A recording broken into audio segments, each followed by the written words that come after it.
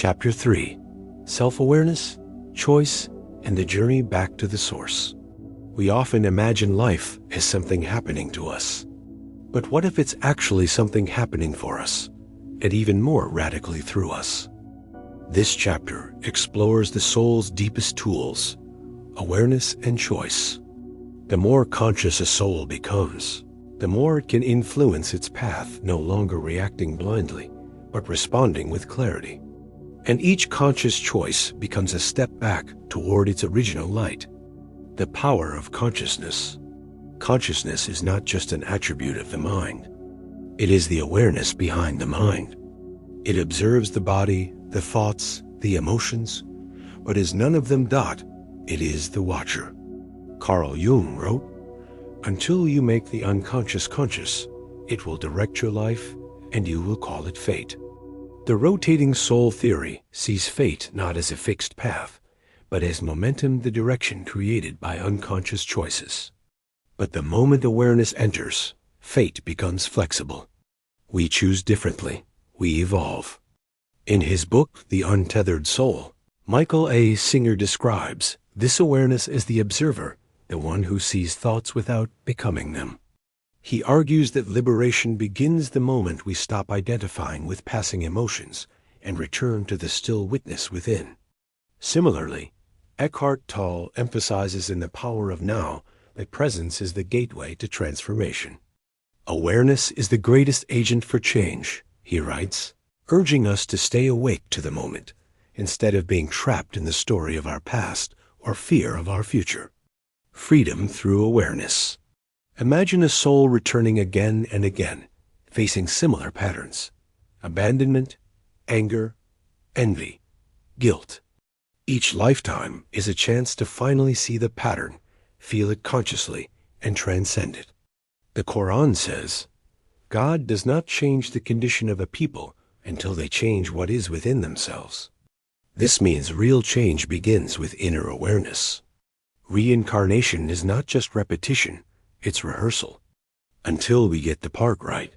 Viktor Frankl, in Man's Search for Meaning, suggests that even in suffering, we retain the power to choose our response.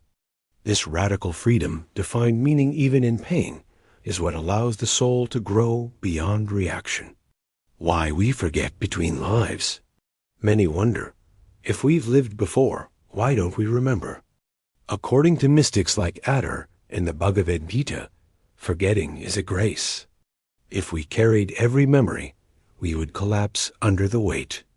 But the lessons remain not as facts, but as inclinations, as sudden fears, talents, aversions, or attractions we can't explain. These are soul memories, carried in silence. Jewish mysticism refers to these residues as rishimu, traces left behind by the soul's past experiences, etched subtly into its essence. These aren't full memories, but impressions that guide us subconsciously. The word Khoda, the self within. In Persian, the word for God is Khoda, but its root, Khada, literally means the self within. This is more than a coincidence, it's a clue. It means that God is not only above or outside, but also inside.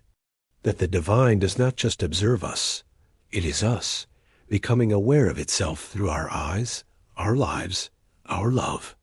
The Bhagavad Gita echoes this truth. I am the self seated in the hearts of all beings. And Jesus said, the kingdom of God is within you. The Tao Te Ching, too, speaks of returning to the source within. Knowing others is intelligence. Knowing yourself is true wisdom.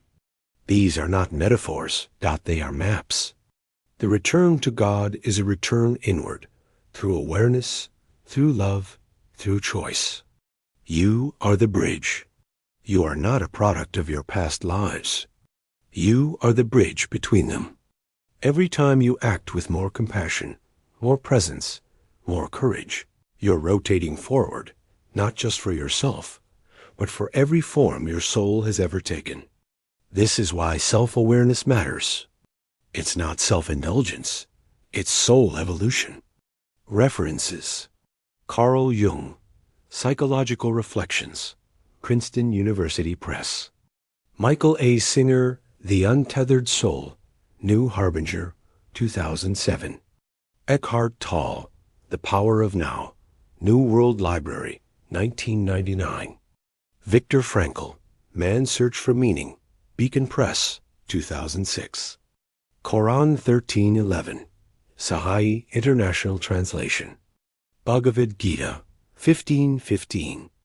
Bible, Luke 17:21. Adder of Nishapur, The Conference of the Birds. Tao Te Ching, verse 33.